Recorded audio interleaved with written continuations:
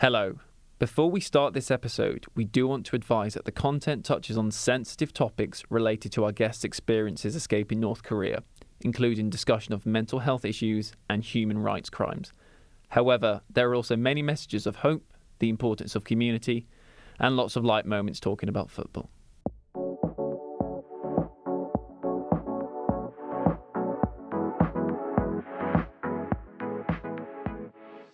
Hello and welcome to another episode of Talking Salford, recorded here in Radio Studio A and our Media City campus.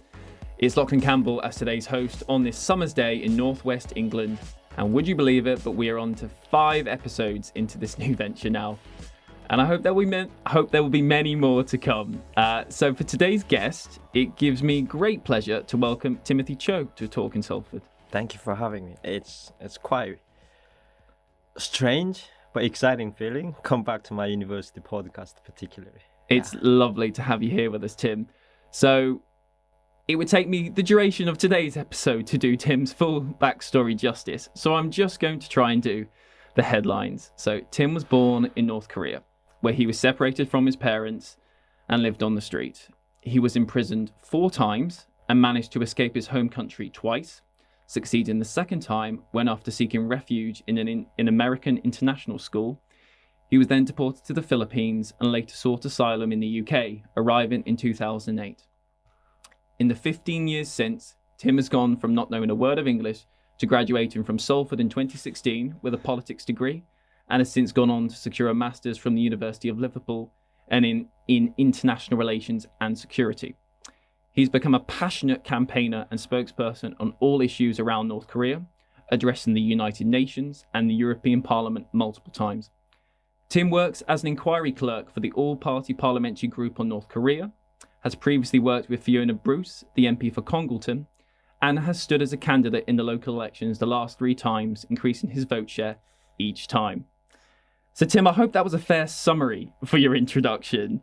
I will also say that for someone that has experienced such a harrowing story, you are very upbeat and charming and really have a real sunny disposition to you to anyone that I think that comes into contact with you. Now, I know you speak about your ordeal in North Korea a lot, and that's very important. But I want to know, first of all, how have you dealt personally with your trauma, and how are you such an upbeat guy despite all of it?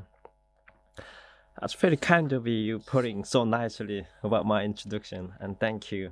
I am hoping this podcast is also listened to North Korean government, so they should know someone who they abandoned and now become someone speaking on this university podcast after his graduation proudly. Mm-hmm. When you mentioning about trauma, nightmares, and flashbacks, it's really important, and it's, of course, I come from very and shocking and persevering experience of it. But I do know we all have some perspective and some major amount of trauma, depression, these things. We all have our own stories. But my case, it's been challenging, I have to say. And even when I was studying in Salford University, that's one of the things. So I had to fight really, really hard because I didn't want put down myself while you focus on in the middle of the essays and exams you're preparing, and that trauma and nightmares come affect you that you couldn't move forward. So I literally have fought very, very hard. But at the same time, I do have my personal faith, which I'm a Christian. So we all have our own way to follow our faith or belief in part which help you. But after all, it is still your own personal effort and stand fight against it. I fought really, really hard about this. Even a few days ago, I had interview about mental health issues. And how did I fight? I always try not to go into that gray and dark area, because that experience, what I had gone through, it even pushed me into darkest corner. Even thought was going to try kill by myself at least few times, but got out from there. When I feel I'm in that moment of feeling, then I take sports, run, and listen to music or watching encouraging dramas and films, particularly like personal stories, how that can encourage you. And well, honestly, I cried a lot so many times. Really. Yeah. Yeah, and sometimes you're reading about prison camp stories or someone's torture stories or from war a time, and it literally can take you going to bed for a few nights at least. Sometimes you don't even want to turn the light off because the dark comes to take you away, that feeling you have. And sometimes you watch someone's story whose childhood was left by their own parents, that can also reflect. But each reflection, it does links to what I have had gone through. It can take you down or depress you into dark and gray area. But I think once we discover who we are, particularly you in your heart, you discover yourself, your identity of you are being loved person, you are a valuable person. I think that was huge resources. And once you know that part of you are capable to do so, I have my faith in it. I could fight against it. I could get up from it. So the attitude of your mind is very important. And also look at the beyond hope all the time. When we look at English vocabularies, like a good, bad and good, darkness and light, and love and hatred. So you do not put yourself on the negative perspective, but look at the beyond side of hope side. Because we all in that circumstances, we have to push it through, get out. But it's for our own well-being and benefit. And particularly what I have personally experienced, hatred, anger, and forgiveness. And I can share with you one of my personal story. 5 years ago, my mother rang me when I was on a bus in Manchester. She was in hospital, and her doctor asked me this question on my mom's behalf because she couldn't talk. And that was one sentence: "Son, could you forgive me?" So after so many years, I don't have many memories of my mother particularly. One of the last times she waved on a train. That was one of the last times I saw her. That's how she left. It was hard when you hold the darkness, hatred, something in your heart. And that was more adding a point of where it all together alongside trauma and nightmares. It pushed you really into that gray area you couldn't really get out. But I really fought hard to try to explore my heart out, to discover myself, who I am. If I didn't have that process, I couldn't finish my degree. Because the degree during 3 years in Salford University, literally mentally and physically, I stayed more time in library than in my bedroom. But all the effort you could do that because I believed something that I could do it. I believed I could fight it. I believed I could get up and stand against it. Probably it's been my journey whole of that process even until this moment. I think we'll come on to your time at Salford, and as you've alluded to there, the remarkable achievement that it was that you were able to do that degree and to come out and be such a worldwide speaker on political ideology. I think that's absolutely fascinating. But you've accomplished so much since you arrived in the UK 15 years ago. Can you take me back to those first few years, when you first arrived, how you managed to find your way? How did you get started in education in the first place? I did not speak any English when I first arrived in the UK, and I ended up in Bolton particularly. I still don't know why I ended up in Bolton. And Bolton's lovely though, isn't it? Yeah, it's a lovely town, obviously.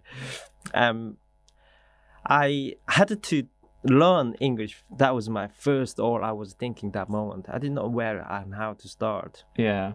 And of course, I registered at Bolton Community College. Then they said you have to wait next few months until that next course starts.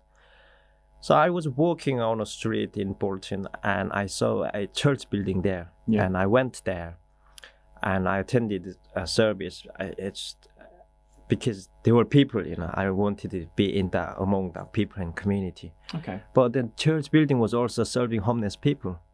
every day, and I asked them, "Is there anything I can help you guys?" And they then asked me back, "Can you wash dishes?" And I said, "Yes, I can wash it." So from that moment, I went in washing dishes and coffee cups. And with that, alongside, I learned how to make tea and coffee. So I literally served homeless people with tea and coffee. But each tea and coffee I gave them, and in return, I asked them for an English word. Yeah. So literally, I learned from homeless people hundreds of English words. And it also gave kind of a feeling of proud on the opposite side of homeless people. We want to be recognized, every single of us, and we want to be loved. But when we are in circumstance, our existence no longer recognized, this is where you take it to turn into that great hopeless moment. And when these homeless people who taught me those English words, they were proud of themselves, and they also empowering the moment. Oh, we did something, we could do something.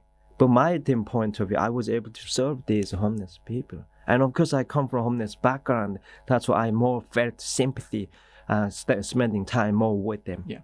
But that was the beginning point of it. Well, I was empowering even from starting point. I could do something. And with that, and I continued learning English. And in 2 years' time, I got my GCSE and went to college. But I also never thought I was going to study politics. So that is a different story. This part comes. Yeah, well, we'll come on. We'll come on to why you decided to study politics. I think it feels like it's so touching that it's someone very much lived experience of homelessness, like speaking and working with the homelessness community to help build your own understanding of what the UK was about, of the language, of being able to feel more at home. How did you then get started in GCSEs? What was your route there? Like, did you have much support? What was your path? There were some of those English courses we call ESOL English courses were available for those refugee background students and or even others course, and I hope those are available. The college courses are available for those continuing for those people who come from difficult circumstances. That was a significant resource for me. Was able to start.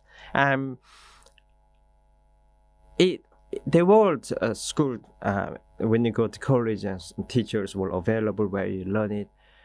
And at the same time, it is still, I have to say, your personal effort is really, really important, where your mentality want to do this, want to carry on.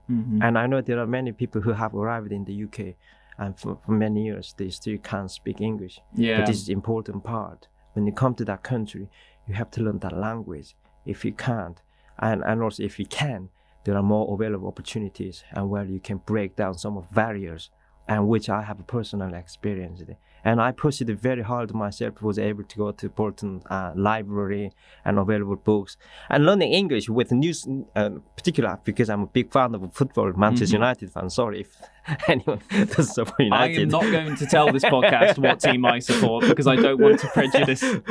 Well, it means I was happy to read football news. Yeah. So every day I collect a free newspaper from birth. And I cut out that only the news, football news. And I read it. Of course, I didn't understand, but I was able to catch out every single English vocabulary from there. So with homeless, football, Bolton, that's where I have started it. Perfect. No, I think it's absolutely fascinating.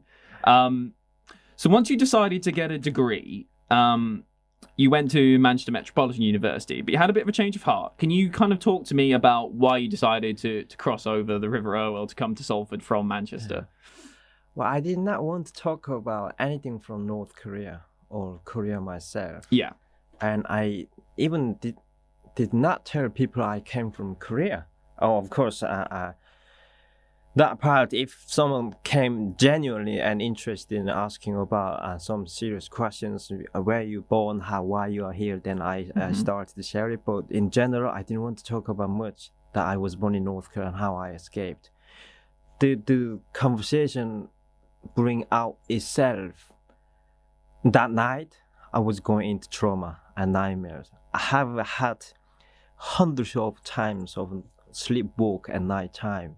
I see. And sometimes I woke up, I didn't realize where I was. It was in a prison cell, China, North Korea, on the street.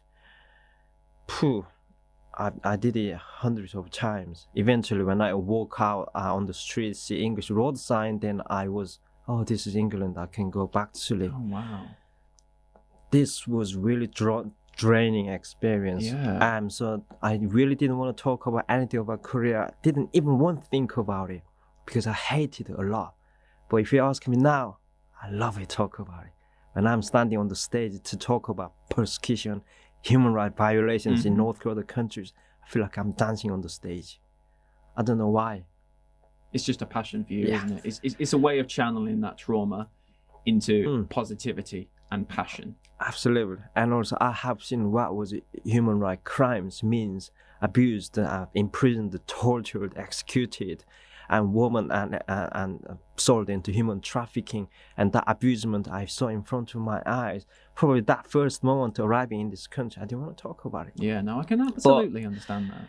But when I was learning GCSE and now into learning chemistry, biology, physics in my A level, wanted to become a dentist. It could be a good job, earning a decent money if you become a dentist.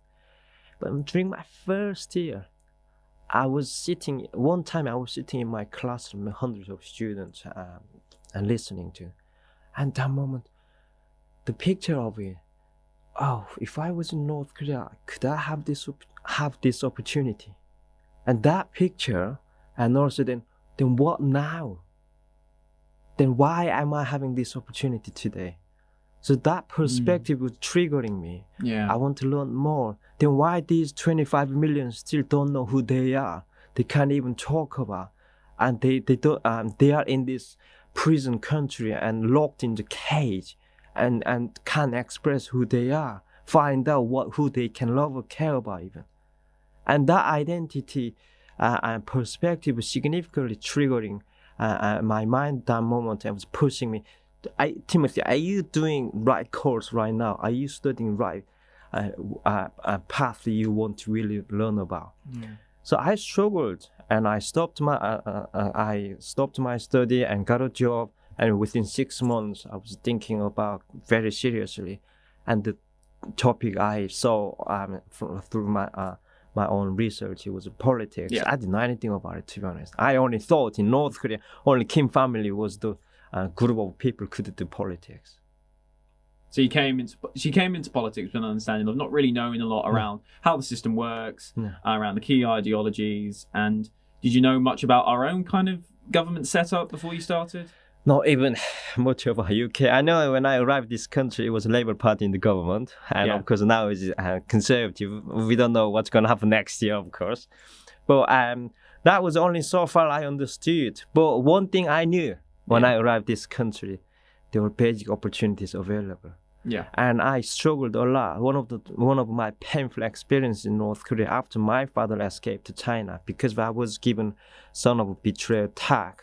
Once you have a traitor son's tag, you are belong to enemy class. About 30% of the population in North Korea belong to the enemy class, where you get discriminated against everything, which you could compare with the apartheid systems in South Africa. So I couldn't attend school from age 10. But when I came to this country, the pen and paper available. And this is one of my obsession until today. In every single of my pocket have a pen. You have a pen. And I have over 5,400 pens on my desk. It's about habits collect. But that pen and paper, and with democratic values and perspective, it has empowered me, and it has encouraged me to learn more about it. So if I understood that pen and paper, I was able to learn about it, then politics or any subject what I chose, probably it couldn't stop me, because I already believed in myself in it, and I was able to stand against it and fight it.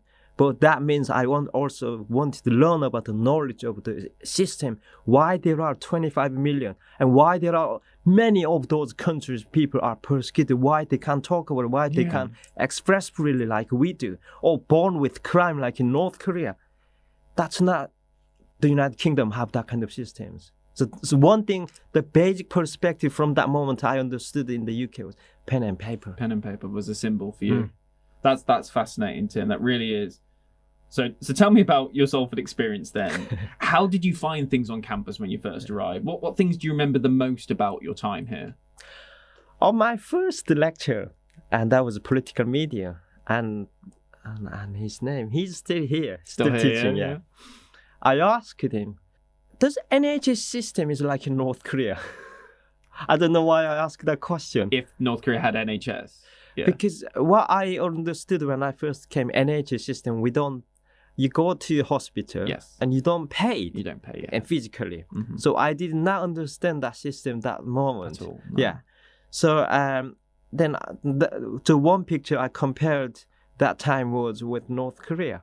So I had a lot of questions, but my first question on my first day, and that question was, what's difference between NHS systems, such as like North Korea healthcare systems?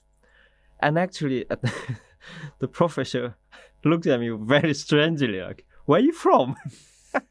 I still remember his face. And I met him a few months ago. And we share a lot of things today, but we understand. But from that moment, and what he explained to me, the answer was not enough for me. So then you needed to dig deeper into why. I went to the library and grabbed a book, and it was hard to understand for me because I had to learn most of those political vocabularies with the dictionary next to me, and I started reading. Yeah. It's completely different because we contribute tax systems. That's how then the hospital NHS runs. But North Korean healthcare systems, of course, what they call free healthcare systems, but they don't even have medications when you go to hospitals today. You can get prescription from doctor, but with that prescription, you have to go to black market to find medicines. You have to buy it, but it's expensive if you smuggle the medicines from outside.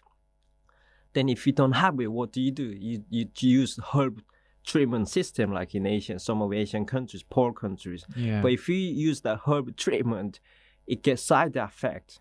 So if you ask every single North Korean person inside the country, they all have at least one or two side symptoms. It's harrowing. Really is. It really is. And when it came to understanding politics in the UK and reading those books, I mean, those books are not easy to read for any person, really. So how did you find having to put yourself through reading all of those key textbooks to try and understand the way politics in the West works? I literally almost completely memorized one whole book. Memorized the entire book? The entire book. Front to back?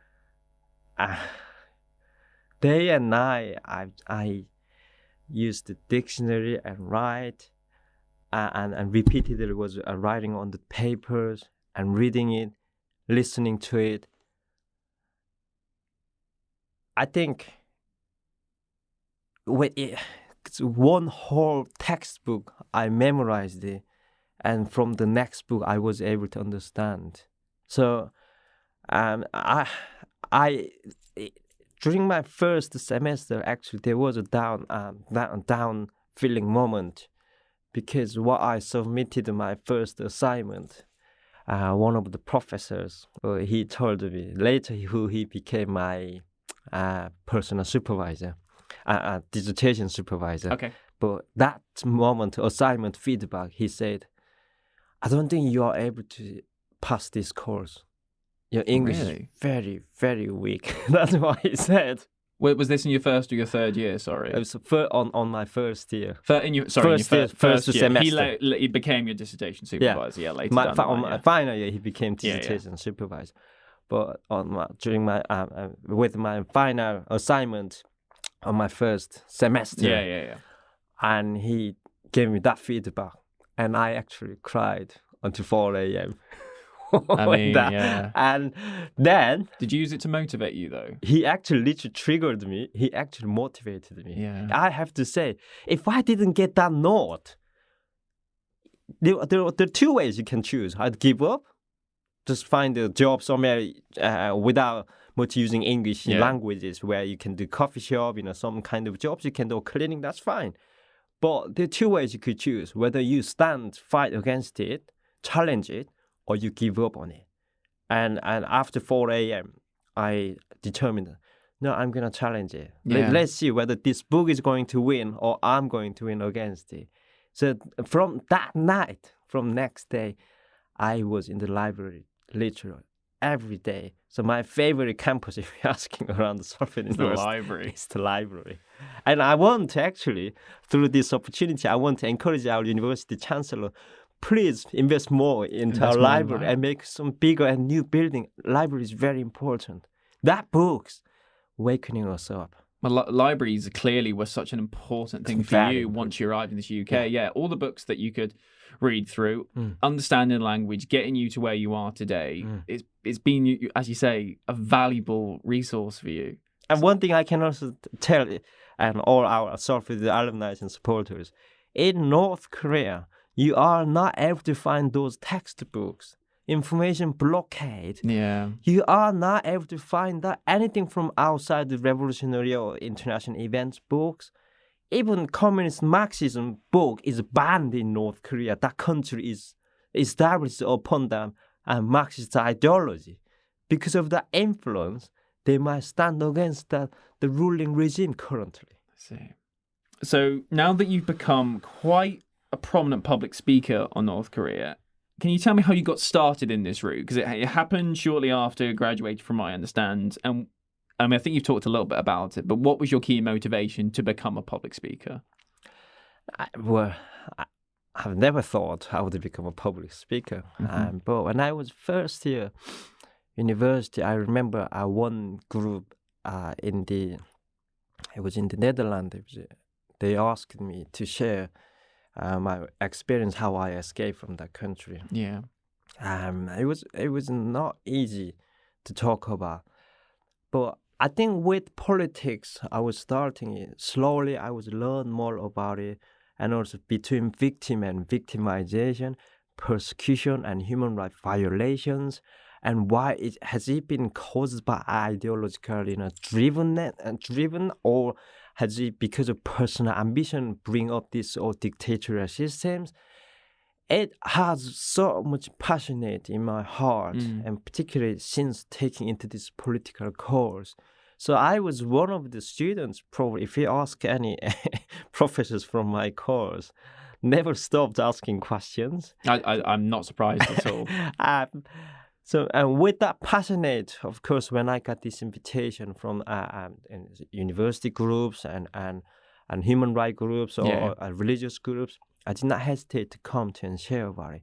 But one thing it also has motivated later, what I shared about the causeness of our heart, that influence, encourage you to do good cause work, kind of reaction in making, and dominant reactions, and it made me feel like, wow, this is how we can make a better community, society, and world.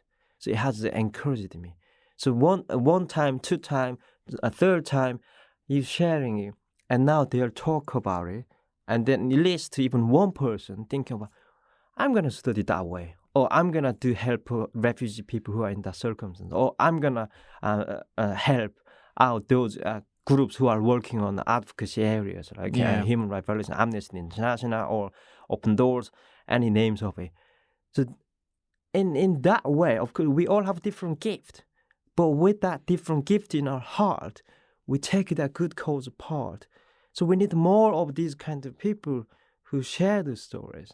And the stories encourage you and me and others, and to stand and hold our hand together, because we all want to be good society and good people, good world, not want to see the evil. And when our former Prime Minister Liz Truss came to an event, and what she said, one thing I really agreed strongly with her when she was foreign secretary. She said that we Western countries allowed Putin come to all the way to Ukraine, and we cannot allow that Putin cross over the Ukraine border and push forward. Yeah. If we have, I agree with her.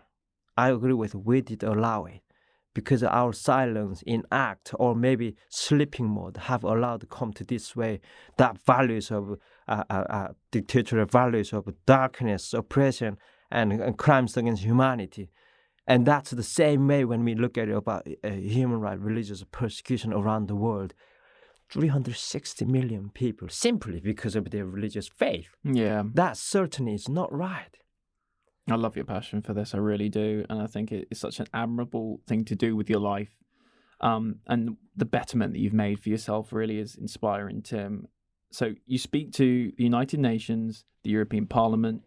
You've engaged with members of Parliament in the UK. So how do you cope in these kind of pressurized situations when you're on a stage and you're addressing so many people, so many prominent people from around the world? How do you keep calm? How do you keep yourself in the moment of just having that clarity in your voice? Because I think many people would really struggle in that scenario. Yeah. Well, so it is. We all, what I understand so far, I'm not in such a position what we call power hold. Some people we think they got more power. Certainly they have public powers because we vote for them. Yeah. And they're elected into certain positions. But we all also speak of the language of humanity and heart and love. And our work is that we don't want, I hope those who are in those positions, I am very hoping, hope they hold that heart of commitment in their heart, why they are in that position, who they work for, who they speak for on behalf. Mm-hmm. This is really important, because we stand for those who cannot speak sometimes, some of those, or who we stand for those, if they don't know their values, we encourage them to understand the person of their values in their heart and family and love. But when we look at around the world, we live on the same planet, but such things and such tragedies and inhumanity and atrocities are going on. Mm-hmm. And when I look at that part where I was, and each imprisonment when I was there, I had no hope. But when I got out from my fourth imprisonment, and when I was given that diplomatic passport, because from international communities stood together, did they know about who Timothy was? No, they didn't. Did they know the 8 women in my group and who they were? No. But one thing they believed, they stood together for rescue us because they knew we were going to be killed. Not because we did something wrong, but we simply wanted a life of freedom and the values of humanity we wanted to have. But that was denied because of the ideas personal ambitious way holding this country into totalitarian and dictatorship. But that moment I saw the community was standing together. Mm-hmm. And that was the first time I felt I had that feeling someone is recognizing me, someone loves me. Someone stand for me. Someone speak on my behalf. If I have experienced that I got out, why shouldn't I stand on their behalf? If I maintain that part of where I come from and who I was and who I have become today to love and care for others, that encourages me. Doesn't matter whoever I stand in front, whether that's King Charles and Pope Francis, who I have met, or even politicians, prime ministers, ministers, or even someone who is on the street. We all have the same value of humanity, love, and care for others. If we all have that commitment, I think this world, the same planet we live on, I think we could have a far better world today. Tim, you've caught me there. You really have. It's so lovely, inspiring to talk to you. And I think one thing we've spoken about previously was that you feel the real need to keep coming back to these bodies as well, whether it's the United Nations, whether it's the European Parliament. The words you have to say need to be repeated constantly because you said before, we can't stop talking about North Korea. We have to keep talking about it, because if we stop talking about it, people won't know what's going on. And that's something you're very passionate about. I am. One of my most favorite words is hope. Of course, hope is something we cannot grab it, but we can feel it, we can imagine it. It gives you confidence, and also it gives history background as well. That's what I have learned, and I have realized, and I have extended my knowledge. I'm studying in politics. Why we must continue hold this hope. I'm talking about North Korea, not just about North Korea, or even how many countries is happening around the world. Mm-hmm. And when I was speaking at the United Nations Human Rights Council sessions, how many dictatorship countries they are sitting alongside. It's good. I loved it, the international atmosphere community sitting together. But then how far we are talking about protect our own people. Some of those countries and leaders, they do not have take the same responsibility to protect its own people. And they put them in prison, execute them, and enforce the disappearance, because they talk about something and meant to freely able to express their thoughts and views, and wants to go to a church or their faith, wherever it is. And if any category of this is denied, it means there is no freedom in that country. We have to be careful. I love history. I'm a big fan of history, because history tells us, clearly gives the evidence of everything is not for granted. Things are never get granted. And this is why hope, the word itself, and keep repeating it, talk about it, and visioning it. And we have even, and that's what scholars and lecturers who are continuing to write about what feature of it, because they see the hope. And in that hope, we think about our future generation as well. And North Korea, if we don't talk about it today, the hope will be fading and disappear. And how many years I've been escaping from this country? I know you can escape, you can hide. Then what do? You have to stand against it. You have to speak against it, and you have to speak on the behalf of those who cannot speak. And that's hope. We still talk about the Holocaust. After 70 years, the Holocaust, what happened. We still have Jewish Auschwitz in Poland. Why? Because we don't want to repeat that. Never again. But in some part, we still repeat in some process of atrocities and crimes against humanity, and even 110 million refugees around the world. What's going on if we can raise so many questions at the moment? But if we have that word hope, and we couldn't have this podcast today. You're very right. And you're a father of two, Tim. You have a very settled family life in Denton, here in Greater Manchester. So my last question before we hit the recommendations is, after all you've been through, after all you've experienced, do you feel optimistic about the future? Well, if we look at it physically at the moment, not very optimistic. But if we all collect our views and why we must think of a better way than thinking of a dark and something and be opposite optimistic, that's never gonna help us. But I'm always thinking about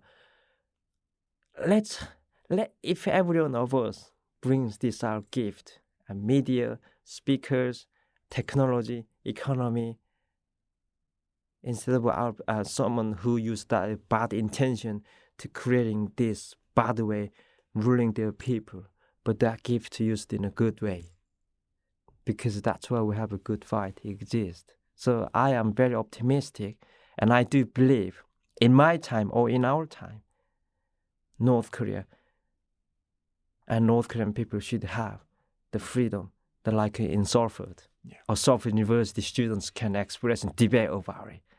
And that's why I'm hoping North Korean elites are listening to this podcast, and they should know who they are served. After all, that's not the right way. History will remember it, who take the right path. Thank you for that, Tim. Now, we're going to talk about your recommendations from your time here in Salford, and reflect a little bit on it. So, Now, you graduated in 2016, if I remember rightly. So back then, I mean, I think I actually know the answer to this question based on the interview we've just done. But where was your special place on campus? Where did you go that was a place to read, to study, to relax? I mean, I think I know the answer already. 2 places. Oh, okay. First, A is, of course, the library. The library, That's my favorite. And second one is Student Union restaurant. Student Union restaurant. Tell me about that. Oh, because I had to stay in the library, I needed food. So you became best. I was so, if you read a lot, you get hungry very easily. Oh, I imagine, and you constantly need food. So I often went there. Later on, after my graduation, even come around the student union bar, I could smell a burger because I had too many burgers from there. And also, and we all are young people at the same time, during your university. Yeah. And I loved, playing pool, with my friends. And some of those friends who we studied together, we are still keep in touch. It's been 10 years now, almost 10 years. Yeah, since we started. Since 10 you years, started, yeah. And we all are in a different, industry, different commitment now. But we are very good friends, maintain it. And I can't believe sometimes I have to pinch myself if it's not in a dream. I have friends from UK for 10 years, one of the best friends in my life. But I still can't see my friends from North Korea. I don't even know whether they are still alive. Yeah. Yeah. That must be really hard. So I am proud that I went to Salford University. And I am also very grateful to every single or every teaching staff at Salford University who put their faith in me and put their effort in me, encouraged me, and also some of them, I hope they gave me generous mark as well on my essays. But I want them continue put their energy and effort into that area, investment, bringing future activists, future social workers, and the one generation who continue to lead Salford, Manchester, and UK and the world. So, next question is, what's one of if you could give your favorite political book / movie / TV series, what would you recommend? Yeah. And not football? No. I suppose this is a form of media, I suppose, yeah. Yeah. Well, I liked this book, which I kept on this so long, Political Theology. It was written by Andrew Haywood. Okay. I think if anyone studied politics, they know what this book is. It's so much, gives a broad perspectives, understanding of political ideologies. And if you ask me about film, and it's James Bond film. James Bond. I'm a big fan of James Bond. Yeah, and I don't know who's going to be new next. Go on then. Actually, that's a great question then. So, who do you want to replace Daniel Craig? Wow. Haven't thought about it. No. Well, it's we don't know when it's going to happen. Is there someone that jumps to mind? I really liked it, Daniel Craig. You really liked him, yeah. And the last episode, of course, I think everyone who watched it, you could tell what story was there. Beauty. Yeah. To be honest, I really don't know who could it be. Well, it's a question which I think we'll all be thinking about for some time, really. Yeah. So I guess this is a last question, but I think I'm really looking forward to your answer here. So for fellow international students that are coming to Salford and Manchester, what would be your best bit of advice for like acclimatising to the city in the area? Well, Manchester has been changing a lot, I have to say. And it's quite exciting, vibrant city now. And compared to when I first arrived here, it was nothing, to be honest. I mean, it's too hard to say nothing, but not like today. It's getting more. I think what you're trying to say is it's becoming definitely more vibrant. There's more of a hustle to it. There's a lot more people coming in. There's a lot more jobs, energy, buildings going up left, right, and centre. More options, skylines changing, and warmer atmosphere. Yeah, and also between those universities, we now have international society available. Yeah, because it's Manchester. We also have to tell those students it's raining a lot. So those students who come from sunny weather, they get depression. So we have to encourage them, let them not be by themselves. It can be depressed. Yeah. So let them come to meet with other friends. And universities provide broad opportunities of such as joining societies, like football societies, or also political groups or religious groups. It's up to them what they want to choose. Yeah. So that come to bring friendship. It can be life friends. Tim, it has been so lovely to have you on. Thank you so much for coming in today. Thank you. Well, one thing I just want to say thank you. Many thanks to Salford University and all the teaching staff and my friends as well.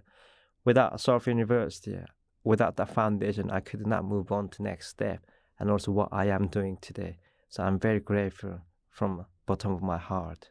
Oh, well, what a lovely, lovely way to end on it. So that brings an end to today's episode.